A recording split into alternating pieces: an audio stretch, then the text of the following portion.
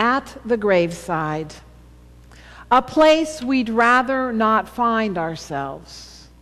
Because if we are at the graveside, then more often than not, someone we love and care about has died.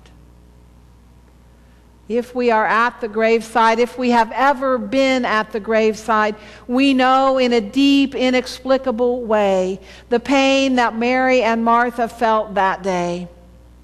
We also know the feelings that prompted their initial words to Jesus when each of them met him at the graveside.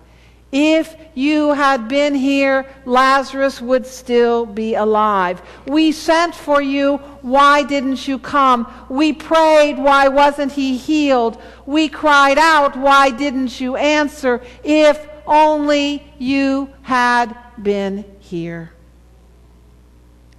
Yes. We know all too well what it's like at the graveside. We also, if we will stop to think about it, know that we stand at many gravesides throughout our lives. Not just the graves that mark the death of a loved one, but the graves that mark the death of our dreams, the death of a relationship, the death of who we thought we were, the death of our physical ability that comes with the diagnosis of a life-altering illness, the death of a career, the death of, yes, like it or not, we stand at many gravesides and sometimes we wonder, is there truly any light to be found in the darkness of grief and loss?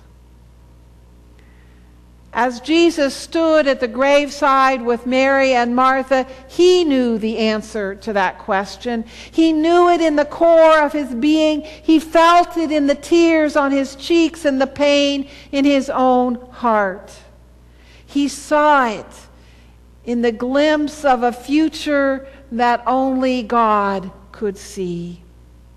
And if we have ears to hear and eyes to see, we too will catch a glimpse of that light.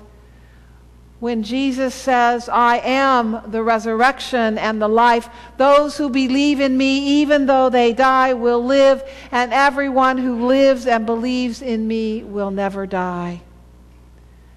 We will catch it also as we see Lazarus walk out of the tomb and hear Jesus say to those who are gathered at the graveside, unbind him and let him go. But we need to remember that this is a reading from the Gospel of John, where every story must be understood on many levels, and every word that Jesus speaks points beyond himself to the one who is the creator and the lover of the whole world. In this story, Jesus seems to take it for granted that there will be a resurrection of the dead, that there is life after death, that we will be eternally embraced in the heart of divine love. That's not really what is in question here. It was part of Jesus' understanding of who God was. The resurrection and the life that Jesus is talking about is not some far-off, distant event, but rather the quality of life that is available here and now. This story invites us to trust. It invites us to trust that there is a power alive in us and in our world right now. It invites us to trust that that power is stronger than any force set against it. For it is the power of divine love to heal and to transform, to touch and to renew, to empower and set free.